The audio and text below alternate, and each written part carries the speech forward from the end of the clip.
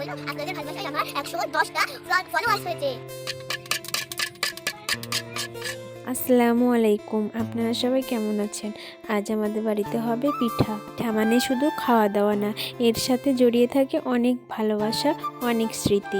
তাই সকাল থেকে আমার মা ঢেঁকির কাছেই বসেছিল এই আটাগুলো কোটার জন্য। ঢেঁকির আটা কোটার ওই টুকটুক শব্দটা ভালোই লাগে। এই যে আমার মা আটা কুটে আবার রোদে দিচ্ছে। এই আটাগুলোকে বলে আবার রোদে দিয়ে শুকাতে হয়, না হলে গন্ধ হয়ে যায়।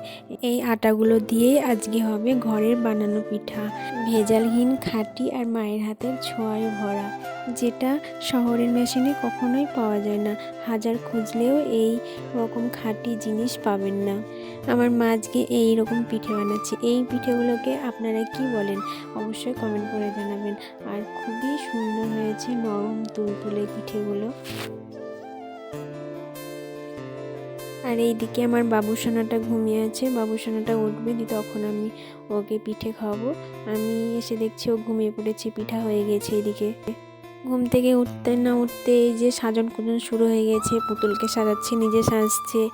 আর ওদের তো 24 ঘন্টা খেলা নানির বাড়ি এসে। ও আর ওই যে ওর খালামণি, শুধু খেলা আর খেলা। পড়াশোনা তো কিছুই নেই, ধরেন এখন কী করবো, খেলতে দিচ্ছি, খেলুক। আর তো কয়টা দিন পরে স্কুল খুলবে, বাড়ি যেতে হবে। এখানে আমার বাবু সোনাটা ওর বাবু সোনাদের জন্য রান্না করছে, দেখেন। আজকের ভিডিও এই পর্যন্তই। আশা করি আপনাদের খুব ভালো লেগেছে। আজকে টাটা, কালকে আবার দেখা হবে। লাইক আর কমেন্ট, সাবস্ক্রাইব আর এবং আমার ভালোবেসে দিবেন।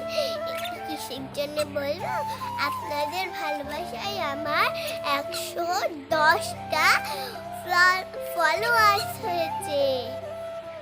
অনেক ধন্যবাদ জানাই।